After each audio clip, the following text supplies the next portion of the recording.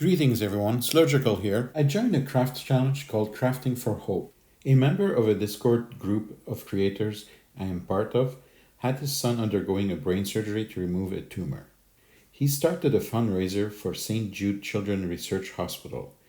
I will have a link below to the donation page as well as one for the Crafting for Hope challenge page. I really hope you check it out and I urge you to make a donation to that organization. Feel free to join the challenge. It's lots of fun and it's for a good cause. I kitbashed heads on a Stormtrooper before, but I never done that for an entire miniature. In all honesty, I've always been intimidated by doing this. So this fundraiser has really pushed me to encourage me to do it. I've always wanted to do a cyborg anyway. I decided to use a BX from Star Wars Legion, some random pieces I picked up at the local gaming store in their random bags, a Stormtrooper commander, and a Juro's head from a rebel soldier. I think that gun that I picked up from the bits of a bag of bits is from Necron, so I'm just going to cut it off because there's all that extra stuff that doesn't seem to make sense to me. Well, now it's time to pick up my Imperial body. I'm just checking out the arm, and it seems a bit thin, and gun is pretty big and doesn't seem to be scaled right. As I'm thinking about it and pondering, I'm going to start dealing with the injuries that soldier, Drek, had in his battle time. So I'm going to remove his right leg, and it snapped and disappeared far away in my glorious mess of creative space.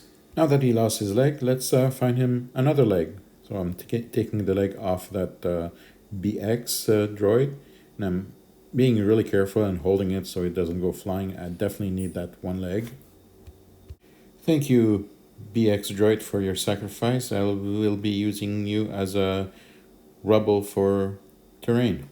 I'm just fiddling around to figure out how it's going to fit in the space, and it seems that the leg is too long from the cutting point that I made, or it would be a really odd stretched angle that doesn't match with the ankle on the ground. So now it's time to do more surgery to my unfortunate biker cyborg. After quite a bit of fiddling and cutting and some silent screaming, I got it to where I wanted it to be. Now the leg is equal and fits perfectly. Here you can see after surgery, there's a little groove there where the leg socket can go in. It's a bit rough because he had his surgery done by a black market unregistered surgeon who will remain nameless until it's needed again. Now that the leg amputation is done and the part found, let's figure out with the arm what we're going to do with that. That Necron weapon arm combo looks too much like a Terminator, and I don't really want to have the feel of the Terminator franchise in there. While I ponder what I'm going to do with the arm, let's remove the helmet. Thankfully, he doesn't need to have his head removed. It's just a helmet, so don't get too distraught by this. Now, I don't really want Drek to be an Imperial, so I'm going to remove also his left arm, because I found that other arm that looks really cool and it looks alien. It's not human. And it has that pose as if he's a psi telekinesis, or he can read mind, or he can control people with some powers. So let's remove the Stormtrooper arm. I haven't decided if Drek is an ex-military, but maybe he just picked up that armor from a Stormtrooper. Now let's try fitting that arm in there, and looks pretty cool. I really like it. I know you can't really see it well. I have to figure something better for recording this, but you'll see further in the video I got a solution for that.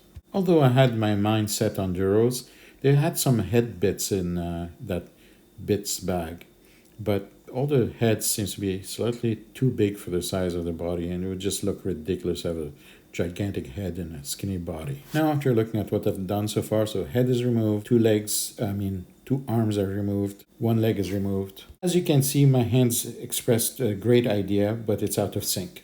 Although I can't remember what that great idea is, let's go and get the Juro's head from the rebel soldier. Please don't be distressed by the depiction of the head being removed. It's just a toy.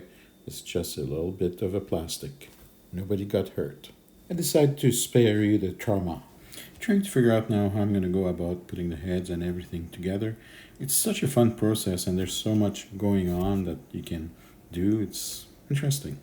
I want to add something on his back, like a shield of some form, but this looked like, I think it was a cover of a tank access, but it looked too big and awkward. Unfortunately, it didn't really work out like I thought when I first saw that piece. Then I picked up this. It's a hand weapon. It's like there's the fist in there, and you just punch the person with this thing. So with that blade or that poker thing. So I decided to cut off all the hand entirely, so it can fit closer inside the back of the miniature. If anyone knows what's the name of that hand weapon, that glove thing, just put in a comment. It'd be great to find out. I tried to find other bits that could be used as a helmet to protect his bald head, but didn't really find anything. Either it was too big, too awkward, or by accident it's a face that I put in the back thinking it was a helmet. Satisfied with what I did with that hand weapon as a backpack or a shield type of thing, I'm moving on to deal with the shoulder and arm to hold the weapon. So I found that bulky shoulder and arm that would fit the body. Unfortunately, like I said, my camera angle is pretty crappy. This will be fixed later on. And it fits perfectly except for the shoulder pad of the commander. So I'm going to have to nip that off. But before doing that, I want to make sure that I'm happy with that arm shoulder and figure out where I'm going to cut off the hand weapon to be able to fit in there. So after overlapping them like that, I decided that I found the right spot. So now that I know where I'm going to cut it, I just cut it, just like that. Crossing with my finger, hoping that it will fit, and it looks like it fits. So that's perfect. It's exactly what I wanted.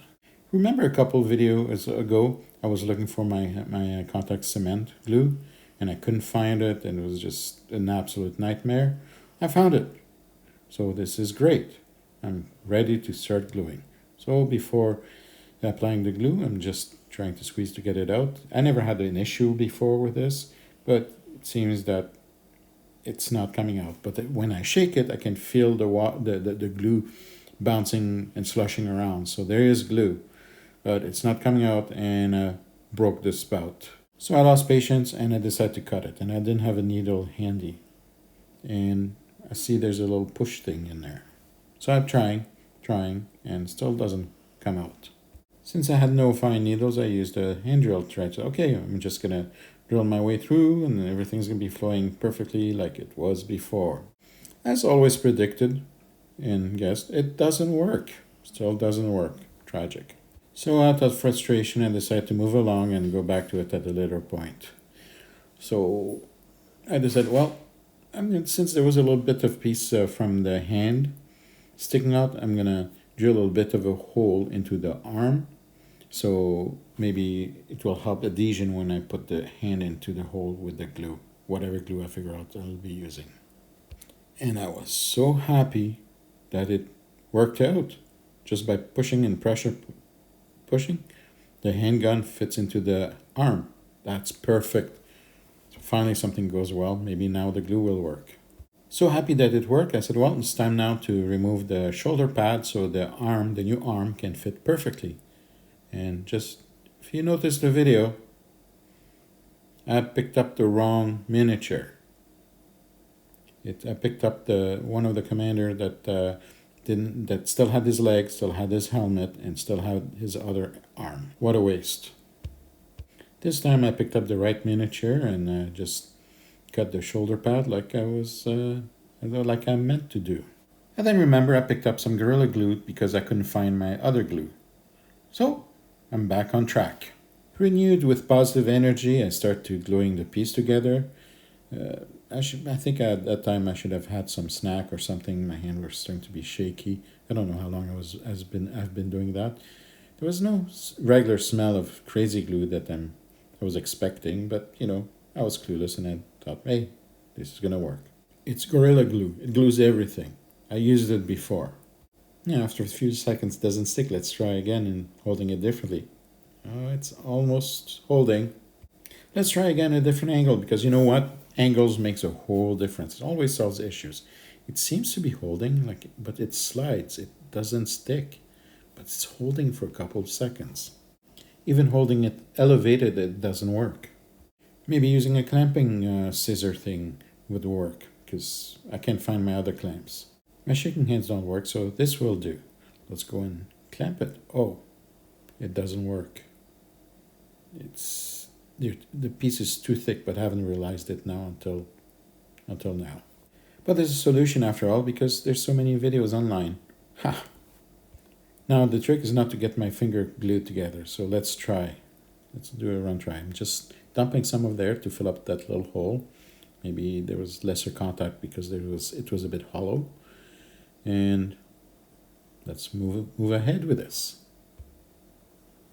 It's still wet a bit. Okay, I'm drying it. I'm at my ends with, what the hell? Pardon my language. So I'm just gonna dry those pieces off, because this glue is not drying at all. It's just feels like oily everywhere. Maybe the glue is bad, but not likely. Those things are never wrong. It's always user's error. So the only thing that never failed me was the glue gun. I'm gonna do this with a glue gun. I never seen it done with a glue gun, but you know what? I'm a Neanderthal. While the glue gun is warming up, I decide to see, okay, what the hell is this glue for? And as I read the instructions, I realize, oh, it's not for plastics. It's the wrong glue. I picked up the wrong glue. That's okay. I got something's broken. It broke about 3-4 months ago, and I said I was going to glue it, and I never glued it because I never had the right glue for it. And now I have the right glue for it, so I'm going to go for it. It's going to be a good surprise for my wife. She's been asking about that shaker pepper shaker. After I applied it on both sides, I'm just gluing in, and surprise, it's holding. No issue whatsoever. It's just going to take the time that it's going to need to dry. So I'm just cleaning off the excess that oozed out on the sides, and it seems that it's working out. It's great. After feeling good about myself that something is working, I'm going to move on and continue in my quest to put that miniature together. Now I'm just starting to apply the glue gun to the parts so I can glue the miniature. The glue is working fine, oozing perfectly. I just connect that chunky robo arm to my cyborg. Now I'm just gluing the back part with that back shield and that weapon shield thing. So happy that things are working out and I'm back on track. Look at that. It's holding. So I have the arm with the forearm, that back shield working solidly, and it's working great. Being on a roll, I glue the arm with the hand that generate power with ESP or whatever. Filled with renewed confidence, I'm going to put the legs now. It's a bit flimsy. The leg is really skinny and my hands are shaky, so it works. Just so happy about this. Here, picture close up of success. Now I want to apply a bit of a bigger blob, because the cut, when I cut the helmet off, it left a really huge mess, and it's really chunky and sharp. And I just want to make it a bit more realistic that he had the shoulder, not just a gigantic flat cut. And it seems to be working great, except for my shaky hands. I should really eat something. Finally, I'm at the final part for gluing something on him. So I'm just putting some of that glue there. And since there was a bit of a hole in there and there was a little bit of a piece sticking out, it will fit perfectly in the groove and hopefully a bit more solid. And look at that. It's already holding. Oh, I just moved the leg there. But that's fine, because I can just adjust the leg where it should be, and I moved the head too, so I fixed that. But it's looking good so far. It's exactly what I was aiming for. So I decided to set him down and let him rest, let him dry up, and let the glue get hard, and because it's still a bit soft. And this is exactly the stance and the pose I want him to have. After a small snack break, I decided to come back and see how he's doing. And I realized, yeah, there's a hole in that shoulder piece. So I put some glue in there. And this huge face that I tried earlier has skulls. So I decided, he's a biker. He's from this skull biker gang. So I'm going to cut off that small head, or that small skull, sorry. And I'm going to put it in that little hole. There's a little bit of roughness on the edge there, so I decided to just clean it up a bit. After that, let's go and see how it looks like with a skull shoulder patch. Maybe whoever gets a skull patch in that gang are super tough and earn that patch. We'll definitely make more of that members of that gang, and I'd very limited with those amount of small skulls. So I think in the lore of the gang, it's something very special when you have that patched shoulder. I went to bed and overnight, let it dry overnight, and this is the next morning, and it's pretty solid. I'm holding it, and I'm even putting some pressure on it, and it hasn't snapped. So again, glue gun saves the day in my creative journey. The barrel had no hole, so I decided to make a hole in it. So it's more realistic. I never done that before, so next time I will take a needle, do a guiding hole right in the middle, and I can drill a perfectly centered hole. It's very exciting now. I'm at the point where I'd have to do the primer, and I don't have my air booth set up again. I had to take it down, so I'm just going to apply with a brush. But before doing that, let's check out our pepper shaker. There's some more oozing of the glue, but it's holding pretty solid. I'm very happy about that. All I have to do now is just clean that up, paint, and finishing it off so it's perfect again. It has been such a great experience so far doing this kit bashing, and even though all the hurdles that I've encountered, and they're all my hurdles, it's not going to be necessarily your hurdles or anyone else's. It's very exciting to finally put that primer on and knowing that I'm the last stage of finishing this project, and I'm definitely going to be doing more of those kit bashing things. After finishing priming the miniature, I'm just going to put in this little piece of wood and see what I missed. I didn't paint the bottom of it, so it glues better on the base that I'll be using.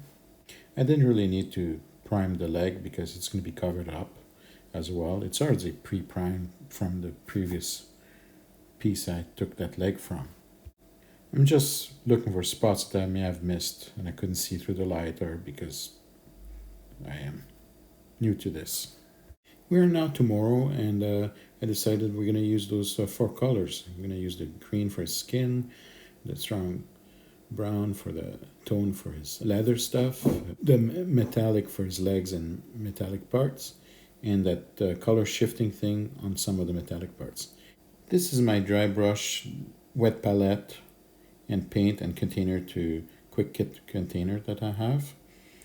You can see there dry brushing, and I have the wet palette on top right. And on the cover there's a container that contains some of the tools that I need for painting. There's some dry brush there, some paint brushes, tweezer. Oh, crazy glue. I could have used this. Damn. I also decided to snap off the gun because it's just easier that way to paint, and I'll just put it back on later. So I'm painting on silver, that metallic silver, the blade on the top of his backpack. We'll also be doing that for part of his forearm and for his right metallic leg. Here, final close-up so I can see if I missed anything. It's great because I can use this my phone camera to see if I missed stuff, because I really can't see. I need glasses, and I probably need other tools like some of those harnesses with those lenses that magnifies everything for you. Don't forget to check out my video with my portable painting kit like this. You can see it's modular, it can be removed, can be cleaned, can be replaced. This on the right is the wet palette, and in the middle is just a paint palette. And on the left it can be another wet palette that just supplies for the other wet palette on the other side. I do all my dry brushing with this section, and it's removable too. So this box is very modular. There will be more module release in the future, and those modules will be free updates for it. It's now time to finish painting the miniature. I'm using parchment paper to prepare my wet palette. After cutting the small square from it, it's time to make it a circle so it fits into the wet palette tray. Once there, I press the lid on top of it, and there you go. You got the perfect circle for what I need. With a scissor, you cut the circle. Then you add water. You make sure the water is spread evenly. You place the parchment paper cut out. Then you are ready to start painting. I have nothing to teach how to paint miniature because I'm brand new at this. So I'm just going to move along very fast here. I decided to go with a dark purple color just because it fits better in science fiction settings and the dark underground that he lives in. Initially I was going to leave his shoulder pad metallic, but I decided it's going to go better along with the rest of the body and just put more emphasis on his forearm for being cyborg. Going to be using copper chrome metal for his shield. I'm really happy with that choice. It's turning out pretty good. Well, I know the future, so it turned out pretty good. I also decided to do the mechanical joints that way as well as the foot joint, the hip as well, and the elbow. I wanted to try that holographic shifting paint. I decided to do that on the metallic legs. I tried it before, but didn't really work that well. After reading the instructions, it says it works better on shiny, reflective surfaces. Check this out, how it's cool. It glimmers in the pot itself, like the color is just like, it looks alive. What do you think? I noticed I had a painting accident on the blade on the top there, so I decided, I'm just gonna glimmer everything and see how that looks. Finally, it's time to do the skin, so I'm using this one. I know, everybody's saying, oh, aliens are always green, blah, blah, blah, it's so stereotypical. I was initially going to do it in blue, but thinking with all the other colors that I did, the blue would be too in the background, I think. So the green makes it a little bit more interesting. So I went with the green. And I really think I did the right choice with this. It's time to do the leather now. And it seems that I completely messed up and I didn't record that leather. So we're switching to the weapon. So I'm going back and forth with the different colors. So I'm just using that copper again. And trying that shimmering color on the black and see how that turns out. And some of that brown I'm going to apply it on the weapon so it looks a bit more a mix of sci-fi and classic modern days weapons. So I'm going to move along and from that sci-fi weapon and blaster and continue with the miniature. Let's paint the skull and bones now. I don't really know why this seems to be so satisfying doing the skull and bones. I never really painted any skeletons or anything like that. And I've seen so many other creators and miniature painters using that effect to do skull and bones, and I was looking forward to do it, and finally now I found a reason to do one. I wasn't really sure what I was going to do with those little things sticking out, and I decided, well, you know what? They're going to be bones as well. As well with the shield, they have those little protuberances there, and they don't really look like bolts or anything like that, so I decided, well, you know what? It's going to be bones too. Once that's done, I decided to do some metal chipping on the armor because it looks too perfect. So I did some dry brushing of the metallic and just went around the armor on the chest plate and then around the legs plate as well. I'm not planning to win that contest, that challenge. It's fine. It's just the important thing is that I participate and that the message goes along to be able to raise some money for cancer. Now that all the armor is chipped away and all small details are done, like I added some more metallic around the waist above the belt just to bring more color and make it stand out a little bit more. Let's check it around. There's about 2 more things left to do. The first one is cheating by adding a strong tone wash, and I'll be adding that wash on the skin and the skull and the bone part, because I'm not really good with blending the colors and doing all that stuff yet. One day I will be, but until that day, for little things like this here and there, that's going to be on video. Oh yeah, and on the leather as well, to make it look like it's a bit age old and beat up. So it adds just shadows in the holes and all that, and gives more character. I won't be putting that on the shiny stuff because I want to be able to have its own character. But the leather that is aged a bit, and the skin, it's perfect for that. In my trepidation, I made some more mistakes by painting the wrong things, so I'm fixing that by, it's completely out of focus, but believe me, trust me, it was the paintbrush with a different color went there by accident. And the final step is to glue the weapon hand. Oh, we can't do that without having some drama with crazy glue. Remember that crazy glue that I finally found in that portable painting kit? Well, it's completely dry. It's all powdery in there, as you can see the crystals, and it's falling everywhere. Look at that. Just useless. So I went to the hardware store and got super glue and Gorilla super glue. So I got the right type of glue. Feeling like a superstar, now I decided to put the glue there, and as I did this, by accident, it doesn't show there. Anyway, by accident, I put some on the armor. And you can see the little glob there on the chest plate in the lower part. But it turned out interesting after. I'll show you. When it dried, it looks like an impact hit.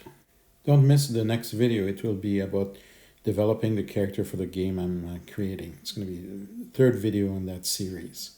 And this is Drek. I know the pose looks a bit weird. His main support will be on the leg, so he's going to be more forward when it's on his base. Thank you for watching, and see you next time.